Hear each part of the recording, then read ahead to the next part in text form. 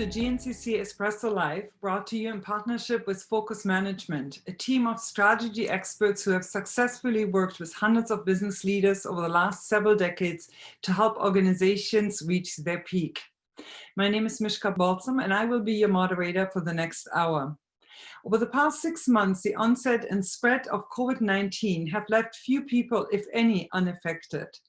All levels of government have set new rules and norms to try to manage the health crisis and give economies a chance of survival. While a large number of individuals and companies have suffered during the pandemic, at the same time, there are those who have devised new plans to respond to existing or emerging needs, adjusting their own business model to new realities. In the process, we have seen innovation and creativity. We have seen businesses closing some revenue gaps by pivoting through repurposing and redirecting existing services and products. Yet the foundation of all this innovation is a strategic plan and developing a competitive advantage that ensures that an organization can pivot even under the most difficult of circumstances. So, what are the decisions that organizations need to make to be agile and respond to today's market dynamics? To address some of these questions, we are very fortunate to be joined this morning by two experts in the field. Fred Pidsadny, founder and president of Focus Management. The organization works with companies to develop a hard-to-copy competitive advantage through strategy execution. Fred and his Focus Management team work with business leaders to achieve breakthrough results by driving great execution of what matters most through their organization. In short, making sure the really important things get done and get done well. And Richard Gerofsky, he's a partner in the company for over 20 years. And with over 20 years experience unlocking and channeling the constructive energy with leadership and management and frontline teams to plan and execute their strategic growth. Gentlemen, thank you so very much for being with us for the next hour. Before we move forward, I just wanted to let you know a little bit about today's format. For the next 30 minutes, or 30 to 40 minutes, Fred and Richard will provide a presentation part of it. And after that, we'll have a session for a Q&A and addressing all the questions that you have. If during the presentation you actually have a question and would like to ask it, please know that there's a chat function within Zoom that allows you to do it. If you tap in the question that you have, I will see it on my end and will make sure that towards the end of the presentation, in our Q&A portion of it, that we will ask the question on your behalf. And on that note, I'll turn the webinar over to Fred. All yours. Well, again, thanks for your gracious and kind introduction. It's really great to be working with the GNCC team again. Good morning, everyone, and welcome to the webinar. My name is Fred Pidsadny, the founder and president of Focus Management, and I'll be presenting today's webinar along with Richard Gerofsky, a Focus partner. Just one little housekeeping item before we start, and that is many of you like to take notes. I just need to know, you need to know that this is being recorded and we'll provide that recording to you in a few days. Okay, let's get started. 6 months ago, the tone and the subject matter for this webinar would have been so different. The focus would have been on planning how to successfully scale the next peak off in the distance. That peak represented the goals for the business. But then, with little warning, everything changed. In the space of a few short months, the COVID outbreak turned our world upside down. Our choices, our options have become severely limited. Now, we all need to act very quickly, act decisively, and respond to changes that come at us just about every day as we move towards a new normal, whatever that becomes.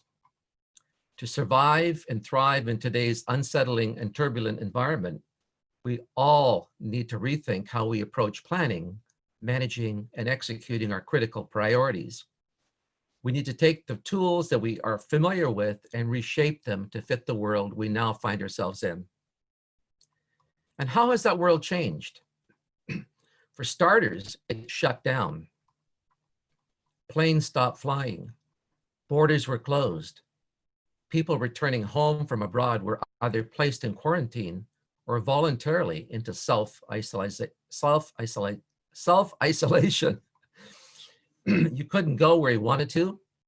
If you did, you couldn't get back. Buyers couldn't buy. Sellers couldn't sell. Shippers couldn't ship. Makers couldn't make. Every economy everywhere took a severe blow to the head. And on top of all of this, we don't know what's coming next. Is there a second wave? Is this still the first? Will there be a vaccine? What about an antiviral? When will it be safe to go back to something we used to call normal? This pandemic is crushing many paradigms. How we make purchases and what we buy. How we do business and who we do it with. How our businesses operate internally. How we communicate with each other, and the list goes on. In the face of this, we need to recognize an important reality. Whoever acts fastest and most decisively will set the pace. And to do this, we need to rethink our approach to planning. In fact, to a great degree, we need to rethink how we think, and especially how we think about planning. So what are the goals for today? There are 3 of them, which are designed to provide you with a guide or roadmap on how you can adapt your planning toolkit to today's realities. The overall goal is to introduce the RAD process that we have successfully used with our clients. We'll start by reviewing the underlying key principles that will help you move more quickly through your planning and execution stages. And we will introduce you to some specific tools and techniques that are immensely helpful in today's turbulent and uncertain world.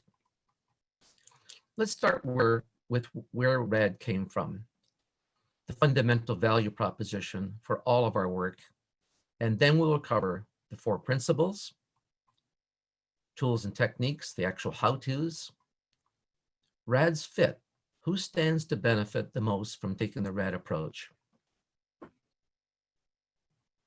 Every leader, whether of a business unit or a team within, wants the great execution of what matters most.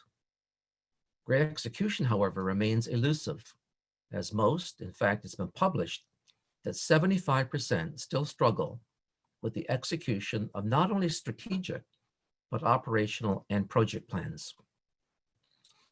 So where do organizations end up? Often it's in one of these other quadrants. Let's start with the orange quadrant, the poor execution of what matters most.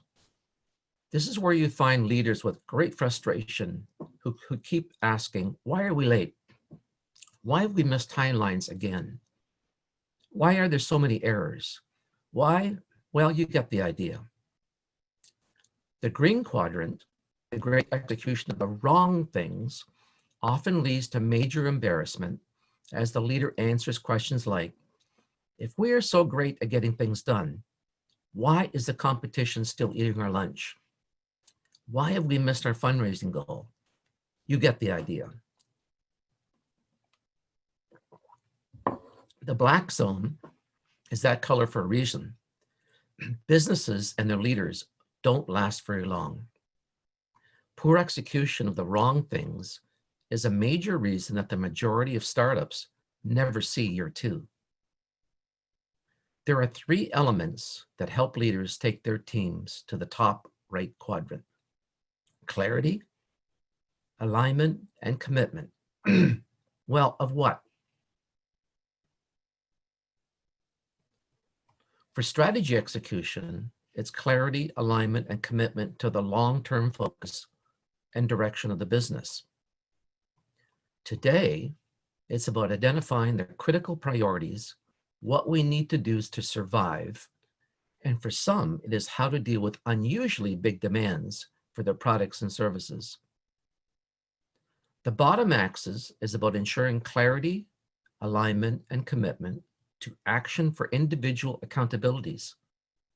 Not being clear and empowered to take action or to make decisions is, according to published studies and our own 50 years of combined experience within 400 organizations, the number one blockage to great execution, we'll be addressing how to fix that during the seminar.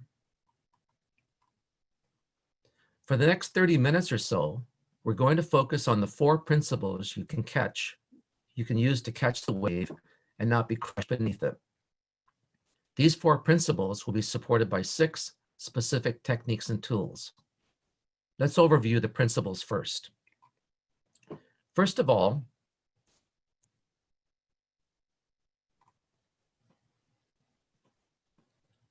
engage your people in the process of planning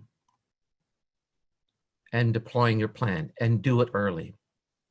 You know, we've heard a lot of talk about employee engagement over the past decade.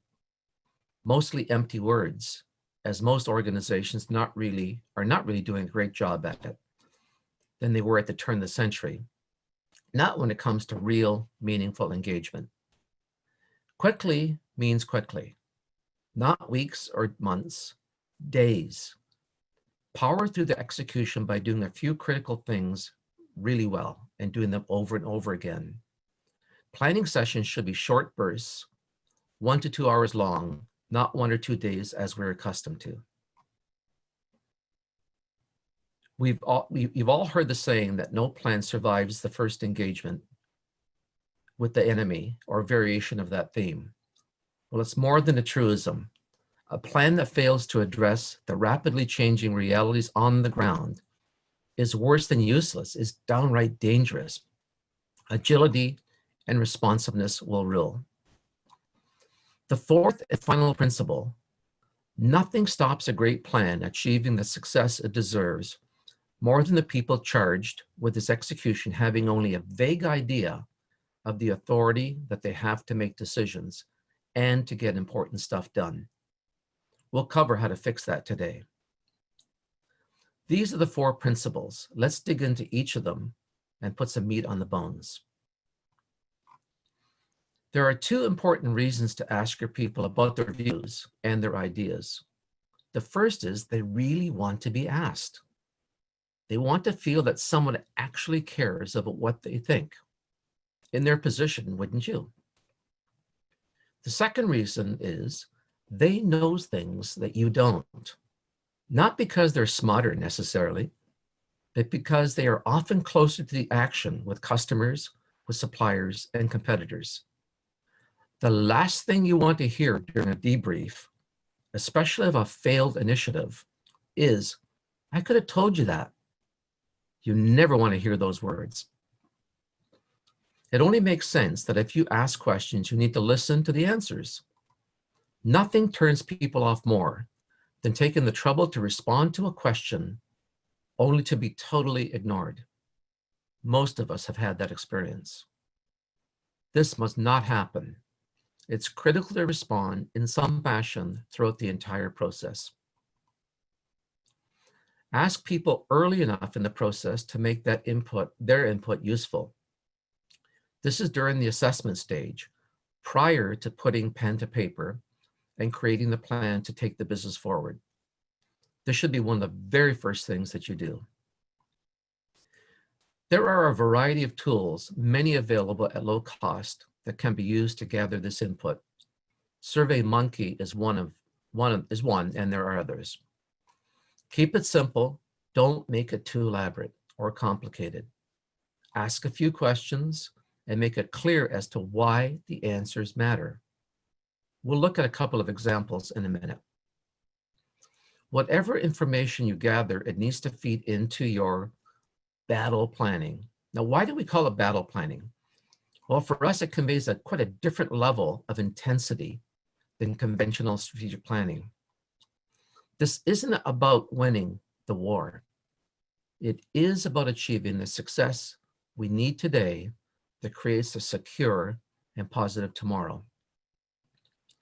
The first thing that we need to do is quickly come to grips with the situation we find ourselves in, particularly in 5 key areas of importance. What is life like today for our customers? How are they being affected? How are their attitudes, preferences, and behaviors changing?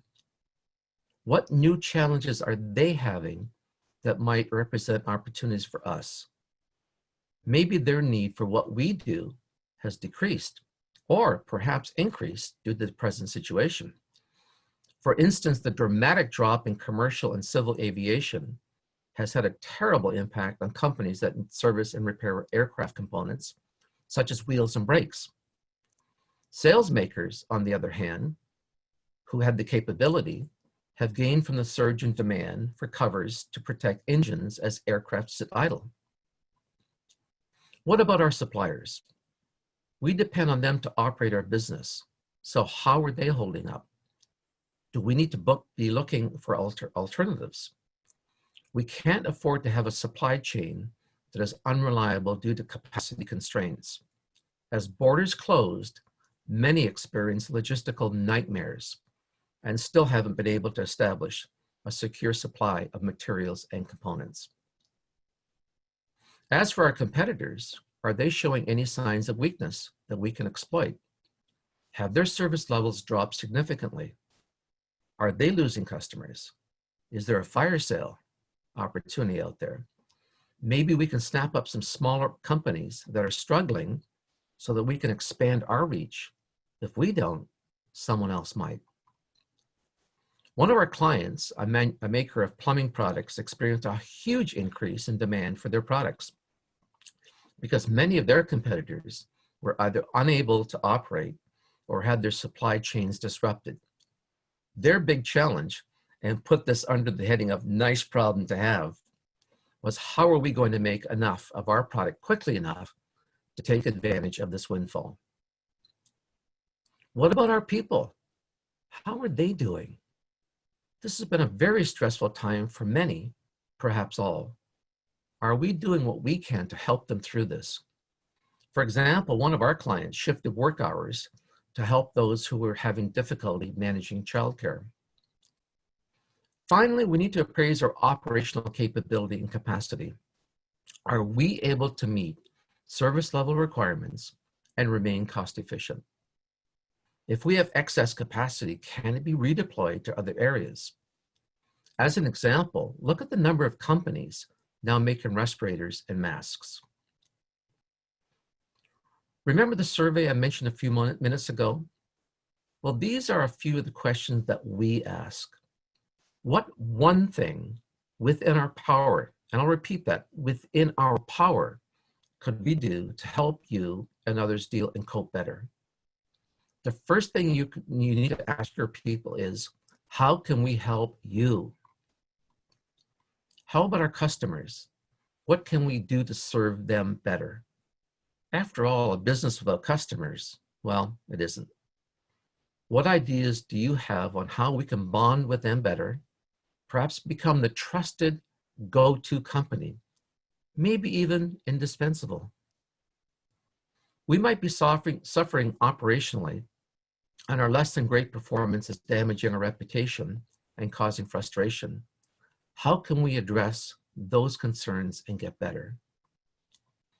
The answers you receive need to be sorted, sifted, collated, organized, and analyzed. Look for the nuggets, especially those that might seem at first glance to be a little off the page. Include those nuggets in the conversation you have with your core planning team. Set a very small number, and again, I'll repeat that, a very small number of objectives. Too many clients that we work with create these huge laundry lists of things to do. But you want to zero in on a very small number whose achievement will make a significant impact on the business. Make sure they are clear, both in what they are and why they matter. And make them as measurable as possible so you can track your progress towards them. Something like this: increase full order on-time shipment rate to 96% by December 31st without increase per unit ship cost. This objective is tight and not only drives increased internal efficiency, it also benefits the customer, a win-win. Do it quickly. Lean towards action rather than deep contemplation. We need to spend more time in planning sessions on creating action plans. Make your planning session short, maybe 1 to 2 hours. 90 minutes is actually a great target, and place them in a very tight timeline, whatever you can accommodate. Think about doing 2 or perhaps even 3 sessions in a week during the assessment and planning stages. Keep it simple should be your mantra throughout the whole process. A beautiful plan on paper breaks down if people aren't clear on what they need to do and how the various elements need to fit together to be successful. In a moment, we'll look at a powerful yet simple way of ensuring clarity of your plan. The most common cause of execution failure is that people don't know what is expected of them, what they are supposed to do, or the authority that is available to them. We'll cover more about authority clarification in a few minutes. Complexity is a major barrier when it comes to deciding what to do and then executing it. Richard is going to cover some of the simple yet powerful tools and techniques that you can use. The best thing is that you already likely have these in your toolkit. Richard will include how to make the planning and execution roles crystal clear. Richard? Thanks, Fred. Good morning, everyone. Fred has talked a little bit about sort of the general approach, the overview from a bit of a high level. And again, if you think about this as an approach, rapid agile deployment, doing it quickly, being agile, and focusing on deployment, which to us is really just a fancy word of saying doing stuff, taking the plan and actually making it happen. So what I want to do this morning is give you a little bit more detail in terms of how that might look. And I'm going to use our model as an example. And again, you can take from this things that you will find useful within your own business that you can do. I also want to cover off some of the tools that we use, because there might be some takeaways there that you'll find quite helpful.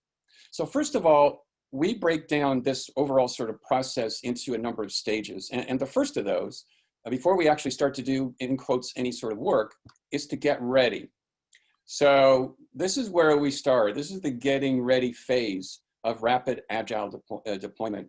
And there are essentially 4 things that we do here. One of those is to figure out and determine who exactly is going to be involved in doing the planning.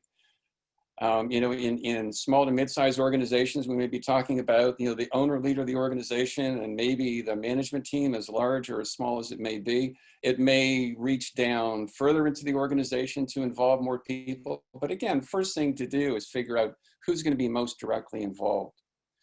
We also need to figure out who we're going to survey. So the survey that Fred mentioned a couple of minutes ago, this could be everybody in the organization. We've had clients that have made that choice and said, you know what, there aren't that many of us. And so in fact, let's hear from everyone who wants to say something, or it may be a smaller group. Then of course, we need to actually do the survey. We need to distribute the survey. We need to compile and analyze the results so that we're not just, you know, sort of dealing with a mass of data. And then finally, to make sure that we take that survey information, but also some pre-work so that that core planning team can come well prepared to really engage the process of planning. For us, this looks like at about 5 days of activity, and it's about a week prior to the actual initiation of the planning process. And which really begins with assessment. And as Fred said earlier, one of the most important things that we need to do is to really understand the current situation that we find ourselves in. And there are really 3 pieces to this. The first of those, and by the way, each of these for us is a work session. So think of it as a meeting, whether it's virtual or live face-to-face or some mix thereof. First thing is to talk about what's going on among our customers, our suppliers, our competitors. This is really the external view of the business that says what's happening around us that we should know about, that we should understand and comprehend, and maybe think about, you know, what we need to do in order to respond to those things. The next piece then is to look internally and say, well, what about our people? And what are we like operationally? What are the sort of issues and pressures that we're feeling there? And then to take all of that and say, you know, we might have 30 things that we've talked about, maybe 50 things that we've identified. We need to work that down to a really short list of what we would call the critical few priorities because those are the things that really need to drive the process forward. This is sort of days 1 to 5 for us. So if we thought about the assessment starting on a Monday, essentially this is over the course of that week by Friday, we've completed the assessment process. So at this point, we've got a pretty good finger on the pulse. We've identified the most critical things, the stuff out there that we really need to talk about further, and that's what's going to drive the conversation as we go into the next stage. And the next stage now is the actual planning. So there are 3 things that we need to do here. And the first is to figure out, well, what is it that we're trying to accomplish? What is it that we need to achieve in the near term? So this is not looking out, strategic planning might look out 18 months, 2 years, 3 years, in the old days, even 5 and 10 years. We don't do much of that anymore. But battle planning really needs to look at the very near term. So we're talking about sort of the next 3 months to 6 months to say, what do we need to achieve in that period in order to move forward? And then, of course, in order to make those things happen, someone's going to have to do something, and they're not going to happen by themselves. So what kinds of initiatives do we need to put into place? Now, often we have a long list of possibilities that we need to work through. So it's about taking that long list and working it down. And I'm going to talk in a couple of minutes about a technique for doing that. It's also about identifying the leadership for an initiative, because if an initiative doesn't have a clear owner, a clear leader, then we're not sure who to talk to about how it's going and to make sure that, in fact, the right things are happening. And then finally, once we've figured out what the initiatives are going to be and who's going to drive them forward, it's always a question of, well, what resources are required? And we may be talking about people or technology or funding. And then also the question of authority, because, personally, if I have ownership or leadership responsibility for an initiative, I need to be really clear on what kind of authority I've got to actually do stuff, to make decisions and make things happen. And I'm going to talk a little bit further about how to do that. Well, again, if we go back to sort of the timeline for this is a sort of 8 days, 8 to 15. So think of this as the second week, more or less, of the RAD approach. Now, once we've done this, we've got a plan. We've got some pretty clear measures of success. We've got objectives. We've got ownership of the initiatives established, and we've also given the right level of authority to those that need to drive and run those forward.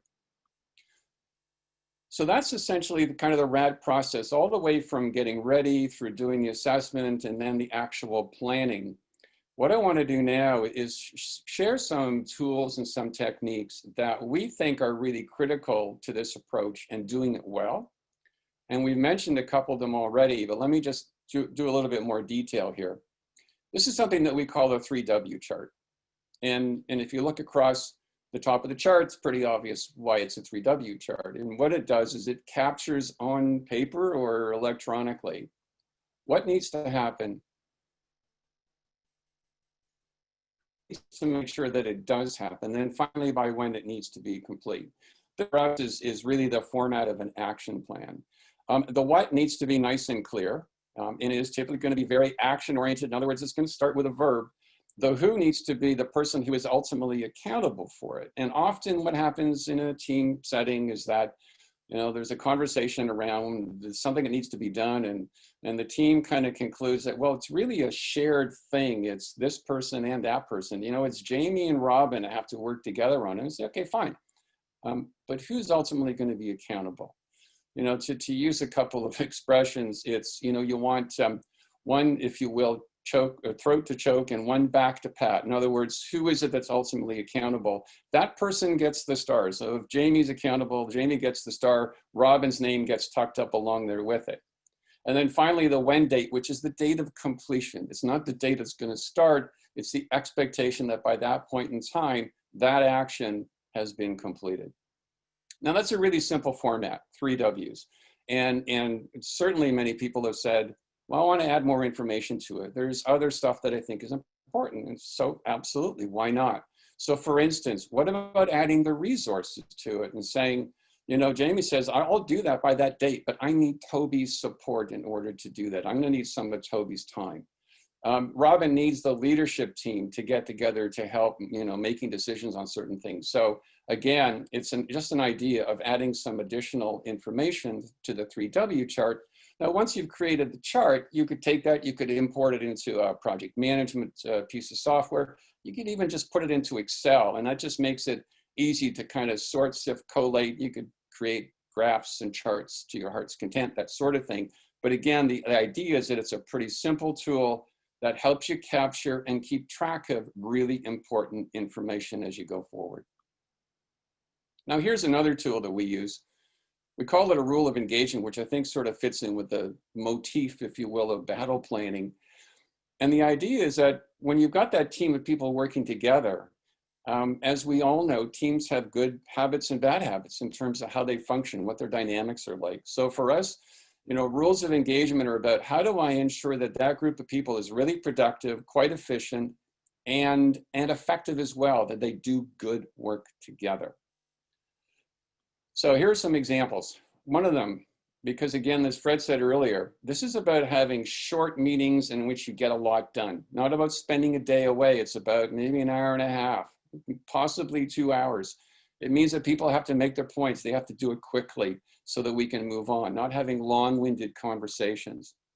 That adopting and accepting the idea that close is good enough for now, not trying the perfect solution, because honestly, in reality, by the time the dust clears, it usually turns out what we thought was perfect wasn't so perfect anyway. So let's try to get it pretty close, more like horseshoes than anything else. They don't have to all be ringers. Keeping focused, no sidetracking, that it's really, really important to not get lost in other conversations that can take place, which in the end might turn out to be important. So you don't want to necessarily lose those things. So maybe use a parking lot, put that stuff up on a piece of paper or capture it somehow in a document so that it doesn't go away, but it doesn't provide a distraction for that group of people as they're working. Having one speaker, and I think this is really, really important when you're working online, because it just gets so difficult to know who to listen to, who's talking, and because everyone sounds like they're talking. So, having a speaker, I think, is a really, really critical a rule of engagement for battle planning these days. And then finally, the 80% rule that says that every conversation, everything at some point reaches the point of diminishing returns. You say, you know what, I think we've said all we need to say on this. I think we're circling and I think we're just repeating ourselves. Can we just make the decision and move on? Really, really helpful in terms of increasing the productivity and the efficiency of a group of people working through a process. There's another handy tool. It's got an odd name, Spitball decision making. And if you're familiar with, so there are at least 2 definitions of Spitball that I'm familiar with. One of those comes out of the world of baseball, where it's often referred to as a spitter. And the Spitball is an illegal pitch where the pitcher uses some sort of substance on their fingers before they deliver the pitch. And the idea is that it makes the ball behave in unusual ways. That's not our definition. We use a slightly different one, which is it's more like, let's just kind of shoot stuff against the wall and see what sticks. And then on the basis of that, move forward in the decision-making process. No matter what the initiative, or what the objective, there are always going to be a number of things that you could do. There's so many possibilities. Honestly, how do we choose? How do we even begin to choose? So here's a basic approach to it. And so this graphic gives you an idea that says, on the vertical, let's think about what sort of value or benefit will come from doing something. And on the horizontal across the bottom, it says, okay, but in order to do that, what's the cost or what's the effort involved? So think of this as sort of a cost benefit kind of analysis without getting too analytical. And all we do is we really sort of create 4 zones. And let me talk about them. So you've got things with high return and relatively low cost. You say, that sounds like a really good deal. So that's you've got the blue zone, the justifiable zone that says, well, it's going to cost a fair bit to do it. We will get quite a bit back. And so those things may be justifiable. And in particular, if we're not seeing a lot of things over in the green, we may need to ultimately look into the blue to find something that's really worth doing. You've got the why bother zone down at the bottom that says, well, it's not going to cost much to do it. On the other hand, we're not going to get much. I'm not sure why we would bother, why we'd even talk about it. And then finally, the no way zone, the lower right that says, let's see, it's going to cost a lot and not give us much. I don't see us doing that. I don't see there's much chance of that at all. So that's the stuff we'd say there's just no way. And then you've got that sort of gray zone in the middle that says, you know, there's stuff in there that we may need to think a little bit more about and just figure out really where they fall on that chart. And the idea is just to sort of take those suggestions, those possibilities, and just kind of plot them out. I'll give you an example. We have a client that was looking at doing some changes within their manufacturing on their shop floor to improve the environment, improve productivity, et cetera. And so they put a team of people together and they brainstormed.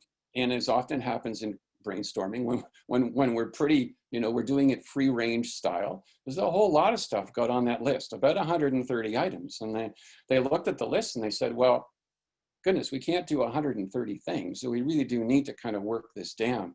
So what they did was they did a round of spitballing and they worked that list down considerably. Then they looked at what they had left, you know, sort of the keepers, if you will, the things that were perhaps up towards into the best deal zone. And they said, okay, it's still too many. So in fact, they did a second round of spitballing and worked that list down further to things that they could then pursue the implementation of. However you do it, you know, ultimately the idea is to take a long list of possibilities, work it down to a manageable list of things that will get done, and then move to action and do so quickly.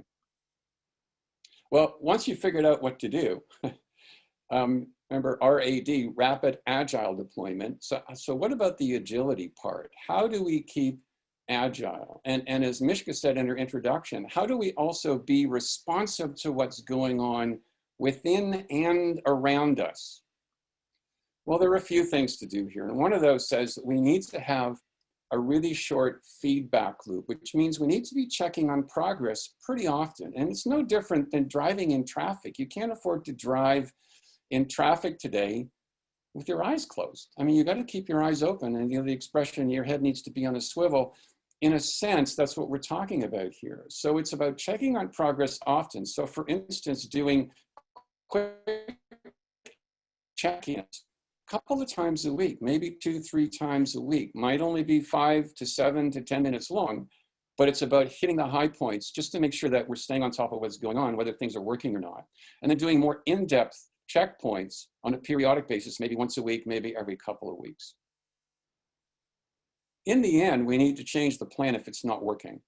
So, you know, I think Einstein is often quoted as saying the definition of insanity is continually doing the same thing and expecting a different result. It's the same sort of idea here that says if our plan isn't working, either we're not executing it well or it's the wrong stuff to execute. We got to figure that out and then change the plan.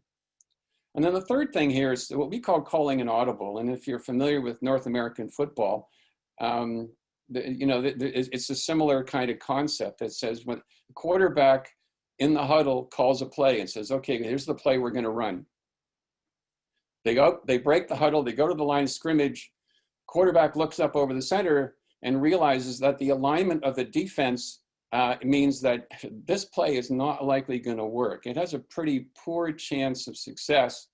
And so the quarterback calls an audible. The quarterback changes the play using coded language by yelling out loud to everybody along the line. And that's the play they're going to run. Now, the really key thing when you call an audible, as you might imagine, is number one, make sure everybody hears it. So it's got to be loud and clear. And then secondly, make sure that everybody knows exactly what they need to do as a result. We want to make sure that we're successful.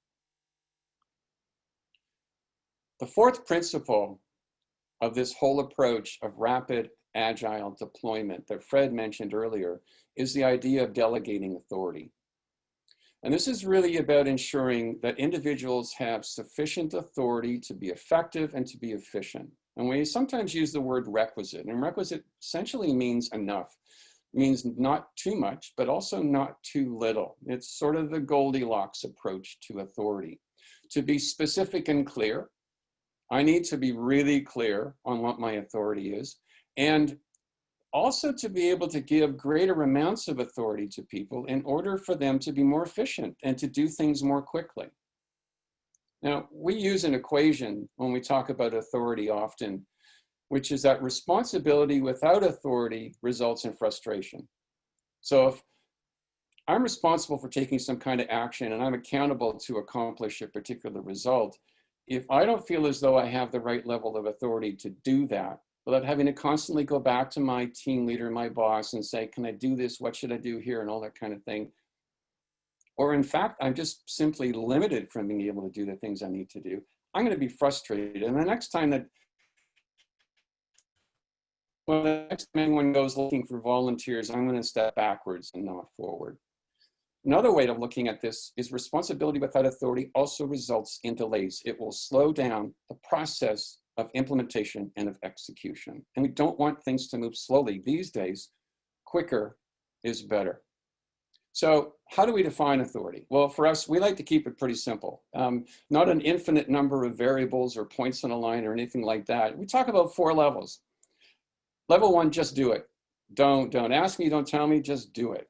Level 2 says, oh, do it, but then make sure you tell me after if I'm your team leader. Level 3 says, I want you to tell me before you do that kind of stuff. And then level 4 says basically, listen, come to me with a suggestion, a recommendation, lay it out for me, explain it to me, and then I will make the decision. So let me share an example with you that I think will help kind of drive this point home and clarify it for you. So here's a situation where we've got an individual who is accountable for implementing some changes on a manufacturing shop floor. And there are a number of things that this person needs to be able to do. So let's look at them. So the first one says they need to spend within their approved budget following purchasing policies. Well, this sounds fairly run-of-the-mill every day. So in fact, let's say this one is a level 1. This person can just do that stuff. Second one says to approve new suppliers for ongoing operations. Well, in this case, you know what? My team leader probably really needs to know after I've done that kind of stuff, because someone else might ask that person, hey, I heard you've done this. And the last thing you want to have is to have your team leader be embarrassed. So this is a tell me after. Number 3, which is to implement process change with minor impact, says, you know what? As a team leader, I want you to tell me before you do that stuff, because I might have information about what's happening elsewhere in the organization that might affect the timing or the way in which that's done. And then finally, things with significant impact. You know what? Bring to me your suggestion, your recommendation, explain the pros and cons of it, and then I will make the ultimate decision. And that can be done to basically lay out the authority that's required to implement initiatives that in general to help people really understand what authority they've got and for that to be appropriate, for it to be requisite. And it ultimately forms part of the contract, if you will, between the team member and the team leader. I'm going to turn it over to Fred now, who's going to talk about the fit of RAD. So far what we've done is we've gone through the principles of RAD, we've gone through the very specific tools that we use within the RAD approach. We need to step back now and say, how does RAD fit, right? And how does it fit especially into today's COVID world? Well, leaders from all walks of life are feeling kind of frustrated about how fast things are changing. They're worried and often uncertain about what they should do and how they should go about doing it. The questions are like, what are my critical priorities and what should I be doing about them so that what matters most today gets done? That's the real focus here. And so this is exactly what the RAD approach delivers. So just going back to our very simple model that says that the great execution of what matters most on the left-hand side, plus the speed and agility that you need in today's world gives you the RAD approach, the combination of those two. Okay, so for those of you who would like some professional guidance to implement RAD in their organization, here's the cost for a hands-on, step-by-step, let's avoid the landmines facilitation of RAD. For the basic red package, which includes first the survey administration, secondly, is for getting your core planning team ready. Next are the 6 working sessions delivered according to the schedule developed by the core planning team. And then there's 1 checkpoint meeting to kind of provide you a template for all of your subsequent checkpoints. The full, no surprise price is $15,000 to $18,000, plus of course the applicable taxes. This is for a completely virtual process. The $3,000 price range is to accommodate survey administration, which is a function of the number of employees. Okay, we've got some time left for some Q&A. So Mishka, do we have any questions? Yeah, first of all, thank you so very much, both Richard and Fred, for the presentation. It was so helpful. Yes, we do have a couple of questions that have come in. And again, I wanted to say to all participants and attendees of today's webinar, if you have questions, you can use the chat function there and just typing it in, as some of you have done during the presentation. But you also have the option of just raising your hand signal. It's on the features on the right-hand side of your screen next to your name. We know that you want to ask a question live, and we will get to you in a second. But let's get to some of the questions that have come in over the last half hour. I think the first one, Richard, is for you. Who should be part of the core planning team? And is there a perfect number of people? Is 4 right? Is 7 right? Is 19 correct? So this is one of the questions of one of our participants today. And I thought, as you spoke to the core planning team, I thought I'll direct it your way. Richard? Sure, thanks, Michigan. Thank you for that question. Yeah, that's always a question always. Whatever the situation, and the reality is that there's no real magic number. I think you want to think about 2 things, actually 3 things. One of those is that you want people around the table, and I'll put, I'll do air quotes because it may not be around the table, it may be virtual, but you want people directly engaged in the process that that have something of value to add. So they have a perspective, they have a point of view, they've got experience, they've got access to information, whatever. And at the same time are prepared to turn things over at times when they need to be turned over. In other words, to challenge sort of the status quo and the current paradigms, or whatever you want to call it. So those are the kinds of people that you need to have. The right number depends on a number of things, including how efficient and productive you can be. So very large groups of people, difficult to manage the dynamics, difficult even just to get them together at the same place at the same time. So, I tend to move towards the smaller side of the scale that says somewhere between 4-ish and maybe 7 or 8 people. And I tend to I draw a soft line there. And I say, well, maybe the core team can be not that large, but they can also access other resources and other people within the organization. So just because they're, they may be at the table, but they may be turning to someone who is, in quotes, behind the scenes, if you will, and they're part of the organization or wherever, and say, you know what, I need your brain as part of this. I need to know what you know. So in fact, you can have sort of a second tier of involvement beyond the core team. No, I appreciate that. That makes complete sense. Having gone through so many different planning sessions, the number actually rings right, and the subcommittees based on it makes sense as well. Fred, one of our attendees has a specific question to you, and that's when you had spoken about taking specific actions that are there. All businesses, all organizations are making decisions rapidly to effectively adapt to the changes in the market, in the economy that is taking place. But the question is coming, what are some of, or 1 or 2 of the key questions that an organization or the leadership within an organization need to ask themselves to ensure that they are responsive, but don't put the organization at risk? And I think that is a real critical question in these changing times, when people are looking at it and saying, what are the 1 or 2 key questions I can ask myself or can ask my team to make sure that I am responsive, while at the same time not compromising the health and well-being of the organization? Are there any 1 or 2 magical questions that might make a difference? Over to you, Fred. Thank you. Boy, that's a huge question. Hopefully I can give you an answer that will help.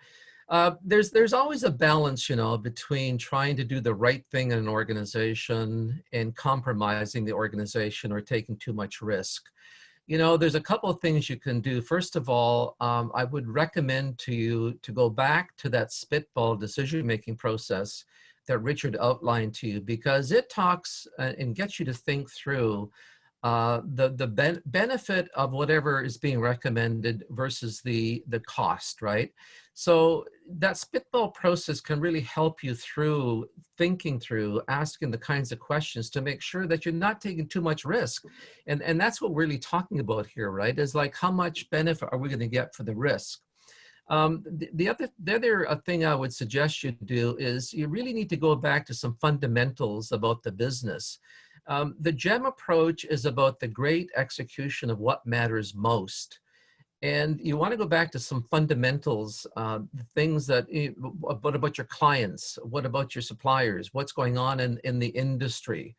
And to me, it's almost going back to some of the basics of strategic planning, right?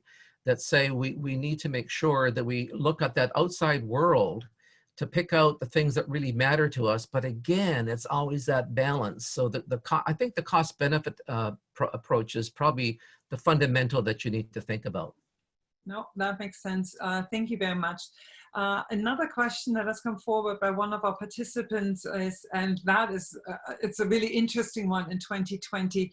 How often are organizations expected to rewrite their strategic plan? So when I looked at the past 6 months and the conversations that we have had with all different businesses during these times, there has been not just a rewrite of their budget that they had, but also of their strategic approach to it, and saying that which we planned yesterday for the next 3 years or even for the next 2 months is outdated.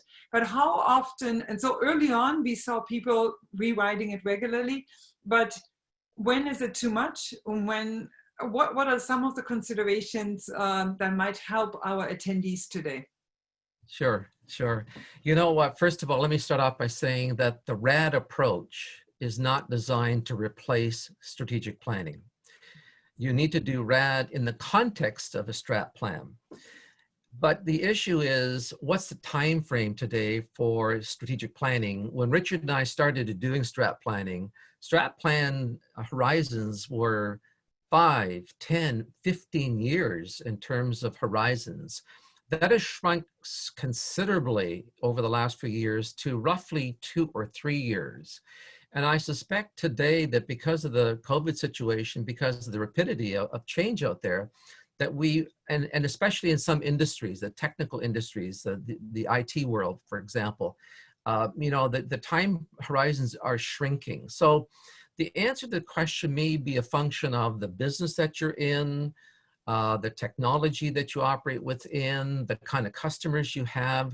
So I wish I could give you a simple answer, but I can't, because you got to look at a number of factors. But I think that, in fact, generally speaking, the time horizons are getting shorter as opposed to longer. Richard, any other comment? I think the one thing that I would add is that sometimes when we do webinars like this, we have a quote that we use, which I'll offer up, and it may help position this approach in relation to strategic planning. So there was a gentleman by the name of Dwight D Eisenhower, who many of us will remember, who was the Supreme Commander of Allied Forces in the European Theater of Operations during World War II and became President of the United States post-war. And there's a quote from him that says, basically, I never really had much use for a plan, but I found planning indispensable.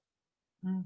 And what that means essentially is that whether we're talking about a strategic plan, a battle plan, an operational plan, a project plan, it doesn't really matter. It's the process we're going through of thinking about what's going on, figuring out of all of that, what truly needs to matter these days that we can affect, right? That we can affect. So we need to also rule out things that may not even have any influence over us, but really focus in on the things that we can do something about.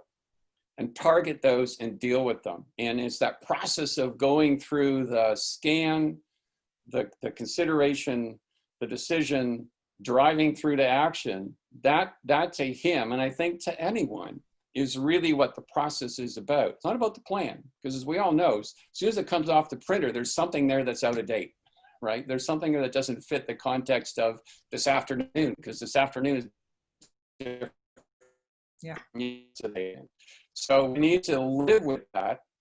And today it's much more of that than it used to be in the past. So we almost have to let go of that whole sense of strategic planning, horizons, and all the rest of it, and really be thinking about planning as a process, planning as a discipline within the organization, and planning as a mindset. And for us, RAD is a way of engaging that in a very real way on a short timeline with lots of stuff happening. Okay. No, this is very helpful. And I actually do really like the quote as well. I think it's so applicable. It seems to have at least been written for this year that we're living through.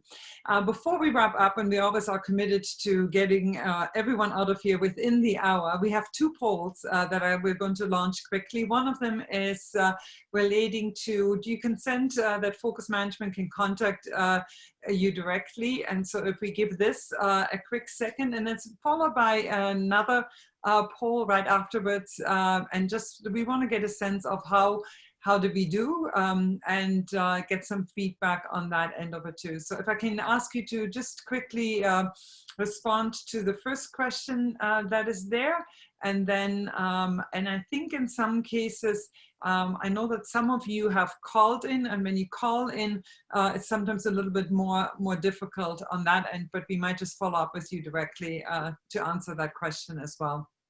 So thank you for those of you who are giving us your feedback on this one. And those of you who are not able to utilize the technology today will contact you and we'll get the answer there. So we closed the poll, and so thank you very much for that. And then the second question is, did we achieve it? Like, to what extent were the stated goals of the webinar achieved? And we would love your feedback on it again too. And again, if technology is hindering you in responding to it, no worries. We will follow up directly with you via an email as well. So appreciate that if you have a moment. And on that note, as we are just having the poll here, we are actually coming close to the top of the hour on our end.